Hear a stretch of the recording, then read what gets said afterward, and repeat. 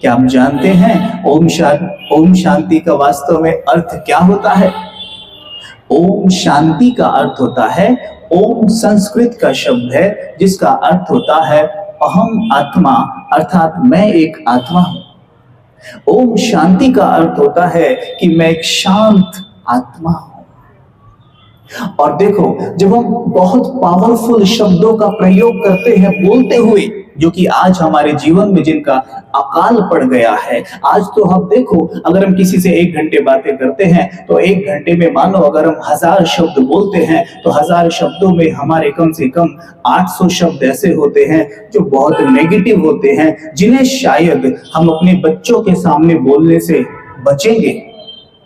ऐसे शब्दों का हम प्रयोग करते हैं। जब हम ऐसे शब्द बोल रहे होते हैं तो जो हम आत्मा शब्द का प्रयोग करते हैं ना, आत्मा की शक्ति घटती है, इससे आत्मा की शक्ति कम हो जाती है और फिर हम चिल्लाते हैं कि मेरा सर भारी हो रहा है, या मुझे बहुत गुस्सा आ रहा है, मैं एकाग्र नहीं हो पा रहा हूं, मेरा मन मेरी सुनता ही नहीं है, इधर उधर भटकता रहता है।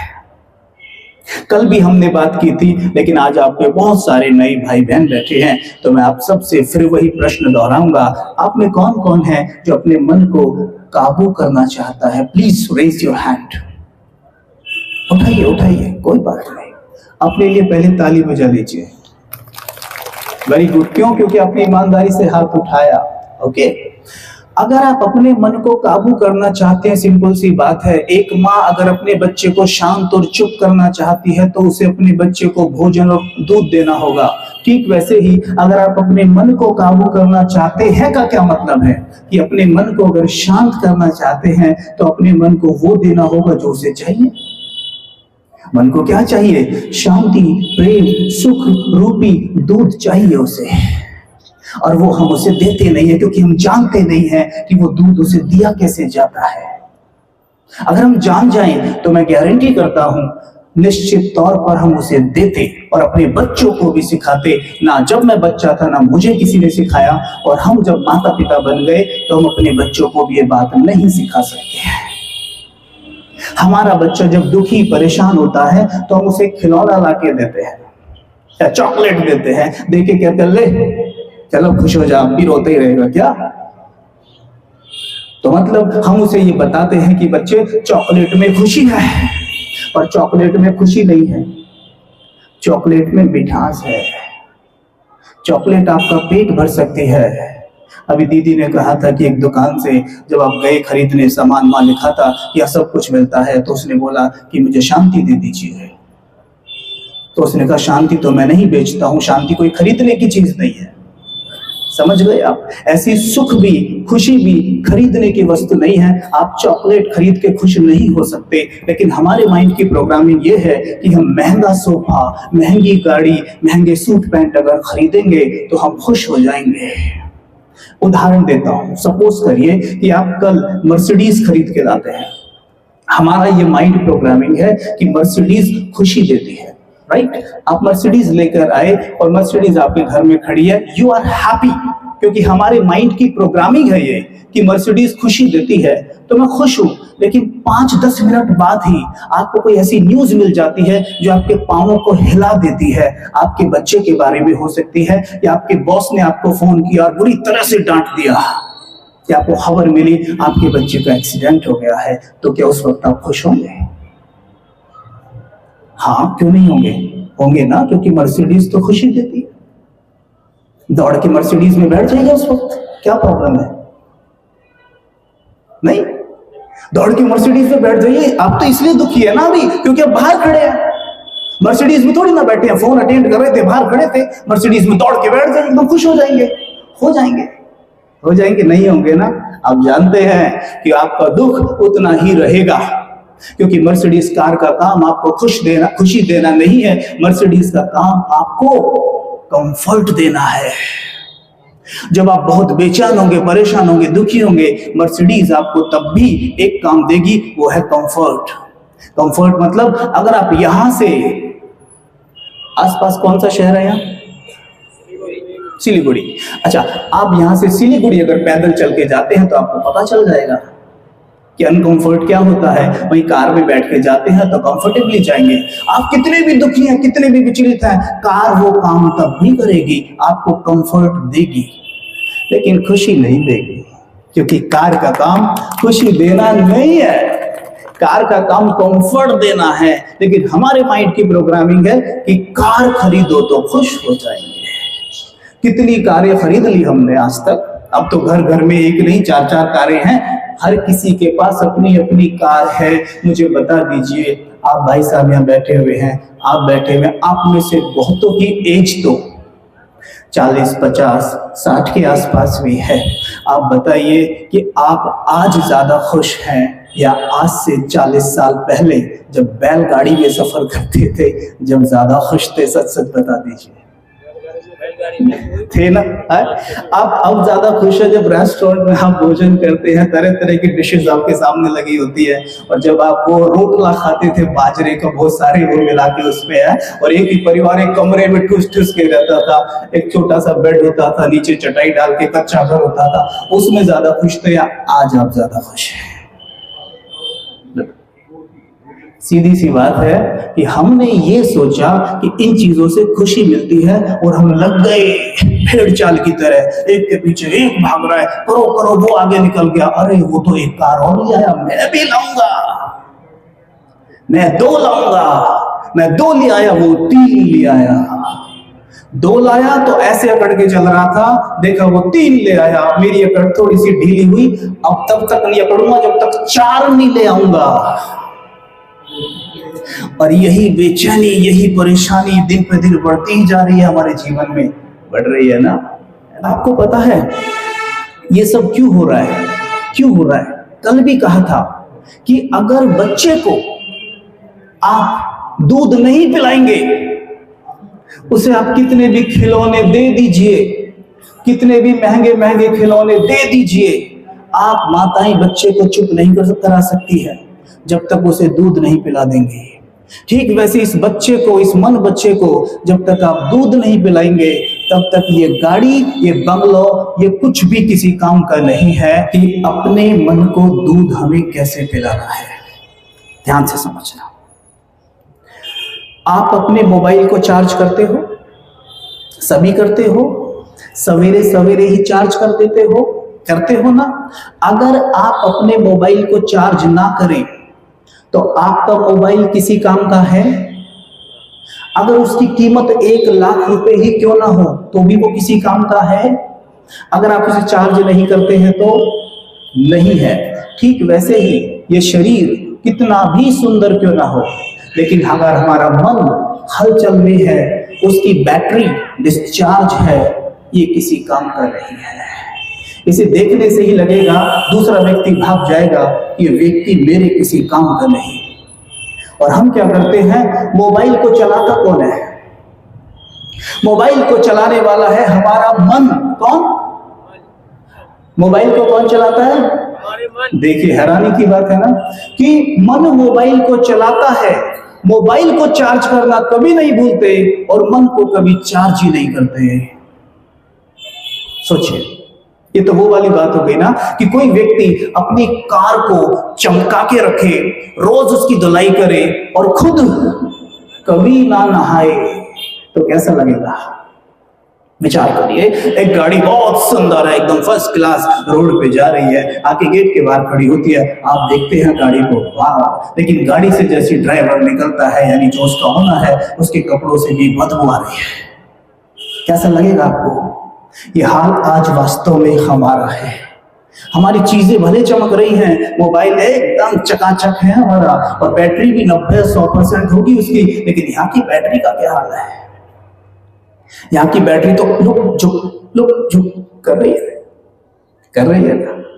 इस बैटरी को चार्ज करना कभी मत भूलना। लेकिन यहाँ पे क्वेश्चन ये है कि अच्छा, उस बैटरी को, जो मोबाइल की बैटरी है, उसे तुम इसलिए चार्ज करते क्योंकि हमें पता है, सिंपल, उसमें क्या है, एक उसका हम लेते हैं चार्जर, जाके पावर हाउस में लगा देते हैं। लेकिन इसका तो हमें पता ही नहीं है कि इसे कहां लगाना होता है चार्जिंग में, इसका पावर हाउस कौन है और चार्जर क्या है इसका, तो जानना चाहेंगे? देखिए, सिंपल सी बात है, ध्यान से समझना। हम परसों से एक बात कर रहे हैं कि इस शरीर को चलाने वाली एक शक्ति है जिसको हम आत्मा कहते हैं। आत्मा ही वो बैटरी है। ये शरीर को मोबाइल मान लीजिए और वो आत्मा को बैटरी मान लीजिए, और उस बैटरी के अंदर मन और बुद्धि होती है ना, होती है। किसी डेड बॉडी में बुद्धि और मन नहीं होता, तो मन और बुद्धि आत्मा के अंदर होती है। मन है और बुद्धि दोनों है वो चार्जर जो पावर हाउस में लगाने हैं, और पावर हाउस के बारे में मैं भी बात करने वाला हूं, क्योंकि बैटरी के बारे में मैंने कल भी बात किया था और परसों भी बात किया था। आप में से बहुतों ने जिसने मिस किया है वो कल 7 डेज कोर्स शुरू होगा, मिस मत करना। वहां पे उस चीज को डिटेल में बताएंगे, ठीक है। अभी बात करेंगे पावर हाउस के बारे में। पावर हाउस कौन है, कैसे उसमें चार्जिंग लगाऊं मैं? पावर हाउस, यहां मैं परमात्मा की बात कर रहा हूं। और परमात्मा किसे कहते हैं? भारत में 12 ज्योतिर्लिंगम है, सुना है सबने? कौन कौन यात्रा करके आया? जरा हाथ उठाओ, ऐसे हिलाना। कोई नहीं गया?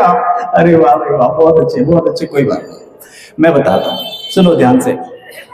भारत में 12 ज्योतिर्लिंगम है जी, ठीक है। हाँ, ध्यान से सुनो सभी। भारत में मेरे ख्याल से चेयर सब फुल हो गई है, सभी पीछे खड़े होने लगते हैं, कोई बात नहीं।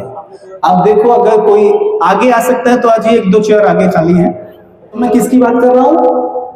12 ज्योतिर्लिंगम। आप अगर वहां गए हैं तो आपने नोट किया होगा वहां पर शिवलिंग ही होता है। हर जगह पर आप किसी भी टेंपल में जाएंगे, वहां पर आपको केवल शिवलिंग मिलेगा, वहां कोई मूर्ति आपको नहीं मिलेगी, राइट। आपने कभी क्वेश्चन नहीं किया कि यहां हमारे देवी देवताओं की मूर्ति क्यों नहीं है, या केवल शिवलिंग क्यों रखा हुआ है? हमने कभी प्रश्न नहीं किया। वहां शंकर जी की मूर्ति भी नहीं है, हम फिर भी नहीं कहते कि शंकर जी यहां क्यों नहीं रखे गए हैं, या केवल शिवलिंग क्यों रखा हुआ है। अब ध्यान से सुनना, शिवलिंग 2 शब्द हैं। शिवलिंग, लिंग का मतलब होता है रूप। शिवलिंग मतलब शिव का रूप। जैसे हम कहते हैं पुरलिंग। पुरलिंग मतलब, सभी मेरा साथ देना है, मैं अकेला नहीं बोलूंगा। पुरलिंग मतलब पुरुष का रूप। क्या बोलो? स्त्रीलिंग माना स्त्री का रूप, है ना। वैसे ही शिवलिंग माना शिव का रूप। अच्छा, उसको सिर्फ शिवलिंग भी नहीं कहते, उसको ज्योतिर्लिंग भी कहते हैं ना, ज्योतिर्लिंग कहते हैं। अच्छा, ज्योतिर्लिंग का फिर क्या अर्थ हुआ? ज्योति का रूप। क्या? ज्योति का रूप, सिंपल बात हुई। अच्छा, ज्योति का रूप कैसा होता है? चलो एक ज्योति जला के देखते हैं मेरे सामने। अभी मैं विजुअलाइज करता हूं, देखना है। ये देखो सर, मेरे हाथ में समझो कैंडल है, ये जल रही, ज्योति जल रही है सामने, दिख रही है। ज्योति की शेप कैसी है? कैसी है बताओ? ऊपर से ऐसे, यूं, ऐसे, है ना। ठीक वैसी ही हमने शिवलिंग बनाई है, देख लो आप, ठीक बिल्कुल वैसे ही बनाई है। अब उसका साइज आप कितना भी बड़ा बना दीजिए, कितना भी छोटा बना दीजिए, ये ज्योति की ही शेप है, इसलिए इसको कहते हैं ज्योतिर्लिंग, यानी ज्योति का आकार। यानी शिव एक ज्योति है, इसलिए शिव को निराकार भी कहते हैं। यानी शिव निराकार, और शिव को ओमकार भी कहते हैं। ओमकार कहते हैं, नहीं कहते? ओमकार का क्या मतलब होता है? ध्यान से बताओ सब, थोड़ा चिंतन करो, क्योंकि मैंने शुरू में आपको ओम शांति कहा था, और ओम शांति जब कहा तो मैंने आपको ओम का अर्थ बताया था।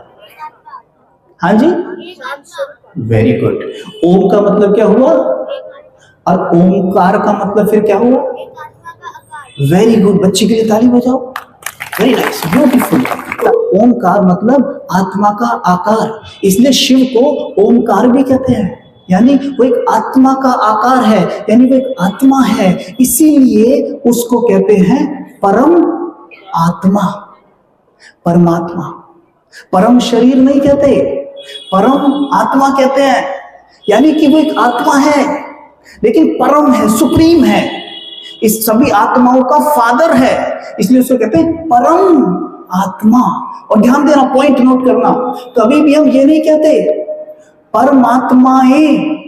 कभी किसी ने कहा है कभी गलती से भी? हम कहते हैं, सुनो ध्यान से, कैटेगरी देखना, मेरे साथ बोलना, परमात्मा, देवात्मा, धर्मात्मा, महानात्मा, पुण्यात्मा, पापात्मा। अब फिर से बोलना, देखो हम कहेंगे, कह सकते हैं, आप मुझे बताना अगर मैं गलत हूं तो। हम कहते हैं पाप आत्मा, क्या हम ऐसे भी कह सकते हैं? अब बताना, पाप आत्माएं कह सकते हैं? कह सकते हैं, बिल्कुल कह सकते हैं ना। हो सकती है, बहुत सारी पाप आत्माएं हो सकती है ना।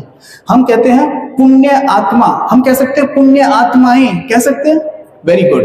महान आत्माएं, राइट। धर्मात्माएं, देवात्माएं कह सकते हैं। देवताएं बहुत सारे होते हैं, हमने सुना है 33 करोड़ देवी देवताएं होते हैं। देवताएं यानी देवात्माएं। लेकिन कभी आपने सुना है किसी को कहते हुए परमात्माएं? सुना है कभी? इससे क्या सिद्ध हुआ कि परमात्मा एक है। अच्छा, ऐसा है क्या? लेकिन सभी धर्मों में तो अलग अलग नाम बताए जाते हैं, तो क्या फिर वो झूठ बोलते हैं? क्या परमात्मा एक है? और हम कहते भी हैं, हम कई बार गाते हैं ना, ईश्वर, अल्लाह, गॉड, सब तेरे नाम, राम, सब तेरे नाम कहते हैं ना। फिर ये भी कह देते हैं हम, हिंदू, मुस्लिम, सिख, ईसाई आपस में है भाई भाई। लेकिन समझाया नहीं किसी ने कभी, कैसे है भाई भाई, कैसे भाई भाई, और वो कैसे एक है, किसी ने कभी बताया ही नहीं, ना हमने कभी पूछा। तो अभी जो बताने जा रहा हूं ना, बहुत ध्यान से सुनना, इसे अपने साथ लेकर जाना, आपके जीवन भर काम आएगा। हमने क्या कहा, यानी हिंदू रिलीजन में क्या कहा, शिव एक ज्योति है, इसलिए उसको कहा ज्योतिर्लिंगम। समझ में आ गई बात? किसी को कोई ऐतराज नहीं? शिवेक, बोलो शिवेक, वेरी गुड। अब मुस्लिम्स के पास चलते हैं। मुस्लिम्स पता क्या कहते हैं? आप में भी कोई भाई बहन बैठे होंगे। मुस्लिम्स कहते हैं अल्लाह नूर है। क्या? नूर का मतलब होता है ज्योति। अल्लाह एक ज्योति है, शिव ज्योति है, अल्लाह ज्योति है। अलग बात है क्या? आगे चलते रुको।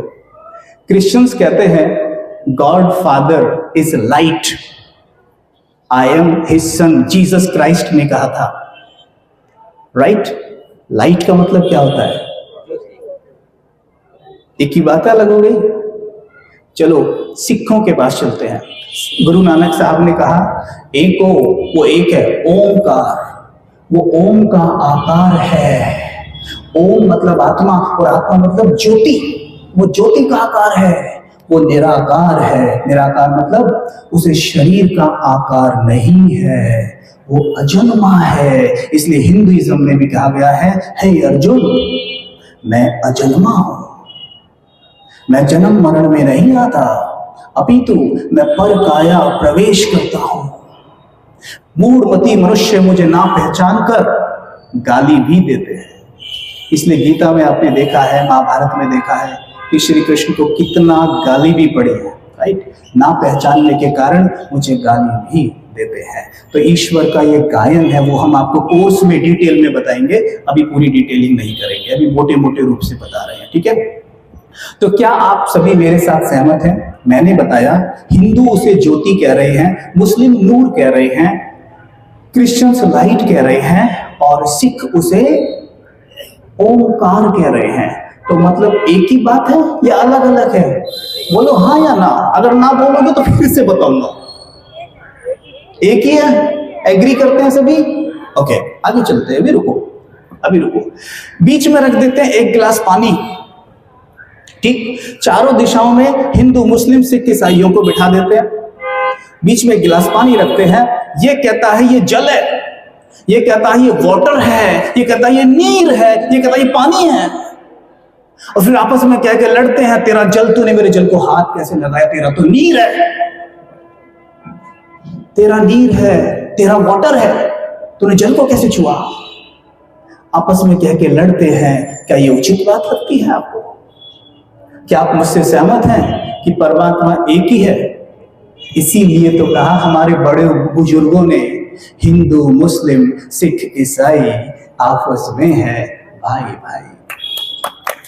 इसीलिए कहा, हम सोचते आए, मैं बचपन से सोचता था क्या मतलब है इस बात का, हिंदू मुस्लिम सिख ईसाई आपस में है भाई भाई? क्या भाई भाई है? कहां है भाई भाई? एक दूसरे को देखते तो लड़ने को आते हैं। अब एक बात सोचिए, अपने विवेक पे जोर डालिए, क्या कोई धर्म के नाम पे झगड़ा कर सकता है? धर्म अपने आप में कितनी पवित्र चीज है। धर्म, जब कोई व्यक्ति अच्छा काम करता है तो क्या कहते हैं? इसने धर्म का काम किया, कहते हैं ना। और ये धर्म के नाम पे एक दूसरे की काटने को तैयार है, तो ये कैसा धर्म है? धर्म क्या लड़ाता है? धर्म हमें एक बनाता है। इसलिए ब्रह्मा कुमारी ऑर्गेनाइजेशन से 10 साल पहले जुड़ा मैं, और मुझे इस बात का गर्व है कि मैं एक ऐसी संस्था से जुड़ा हुआ हूं जिसने मुझे ये ज्ञान दिया कि हिंदू मुस्लिम सिख ईसाई हर कोई आपका भाई है। उसे भाई की दृष्टि से देखिए, हम सब एक की संतान हैं, हम अलग अलग बिल्कुल भी नहीं है। सोचिए, अगर इस बात को सभी स्वीकार कर ले, ये दुनिया कैसी हो जाएगी दादा? ये दुनिया कैसी हो जाएगी? आप बताइए ना खुद। आप सोचिए, आप सारे बुद्धिमान बैठे हैं यहाँ पर, सोचिए दुनिया कैसी हो जाएगी। ये सब स्वीकार कर ले कि हम एक के बच्चे हैं, सब, मैं कह रहा हूं सब, हर धर्म की आत्मा ये जान जाए कि हम ईश्वर के बच्चे हैं, हम परमात्मा की संतान हैं, हम अल्लाह के बच्चे हैं, कोई झगड़ा रह जाएगा यहाँ। इसीलिए सत्युग का इतना गायन है कि वहां ये सब है ही नहीं कि ये तेरा ये मेरा, वहां सब एक है। इसलिए उसे सत्य युग कहते हैं और इसे कल युग कहते हैं। अगर आप सही हैं सभी कि हिंदू अलग, मुस्लिम अलग, सिख अलग, ईसाई अलग, फिर ये कलयुग कैसे है? फिर ऐसे सतयुग क्यों नहीं कहते आप? अगर ये सही है तो सतयुग क्यों नहीं कहते, इसे कलयुग क्यों कहते हो? कलयुग का मतलब ही है कलह कलेश का युग, और कलह कलेश उस घर में आपको आराम से देखने को मिल जाएगा जहां सबकी मतें अलग अलग हैं। झगड़ा वहीं देखने को मिलता है ना। तो उसी धरा पर, उसी पृथ्वी पर झगड़ा इसलिए है कि सबकी सोच धर्म अलग अलग अलग अलग, वो लगे हैं मेरा ये मेरा वो। क्या भाई, क्या तेरा क्या मेरा, हम सब उसके बच्चे हैं। इसलिए हृदय में केवल प्रेम भरा होगा। ये हार्ट अटैक जो आते हैं ना, ये जो हार्ट अटैक्स आते हैं, ये हार्ट अटैक्स इसीलिए आते हैं कि आज हम दुनिया भर की नफरत पाले बैठे हैं, हमें पता ही नहीं है कि हमने कितनी नफरत पाल के रखी हुई है। मैं एक राज की बात बताता हूँ आपको, अगर कोई यहाँ पे साइंस का स्टूडेंट बैठा हो तो ध्यान से सुनना, और आप सब सुनना, आपको काम आएगा। परमात्मा पिता हमें बहुत अच्छी बातें सिखाते हैं। ब्रह्मा कुमारी इसमें रोज सवेरे परमात्मा महावाक्य सुनाए जाते हैं जो बहुत ही काम के होते हैं। हम सवेरे सवेरे उन्हें सुनते हैं और अपने जीवन में उतार के चलते हैं। हमें ये बहुत पक्का कराया जाता है कि सभी आपस में भाई भाई हैं। केवल इस एक स्वयमान से, सभी ध्यान से सुनना इधर, सभी एक स्वयमान से कि मैं आत्मा भाई भाई हूं। जैसे अपने सगे भाई से हमें प्रेम होता है ना, हर किसी से बिल्कुल उतना ही प्यार होगा। आज मैं आप सबको देख रहा हूं ना, मुझे आप में कोई भी अजनबी नहीं लग रहा है। आपको हो सकता है मैं अजनबी लग रहा हूं, लेकिन मुझे आप में कोई भी अजनबी नहीं लग रहा है। आप सब मेरे भाई हो, सब के सब मेरे अपने हो। मैं आपका भाई हूं, छोटा मानो या बड़ा, पर आपका अपना ही हूं। और यही चीज हमें ईश्वर सिखा रहे हैं। आपने कभी सोचा, जब कह रहे हैं हिंदू मुस्लिम सिख ईसाई आपस में भाई भाई, बहन भाई क्यों नहीं कहा? भाई भाई क्यों कहा? भाई माताएं बहनें भी तो हैं, बहन भाई क्यों नहीं कहा? भाई भाई क्यों कहा? क्योंकि जब ये भाई भाई कहा गया तो ये आत्मा की बात हो रही थी, ये शरीर की बात थी ही नहीं।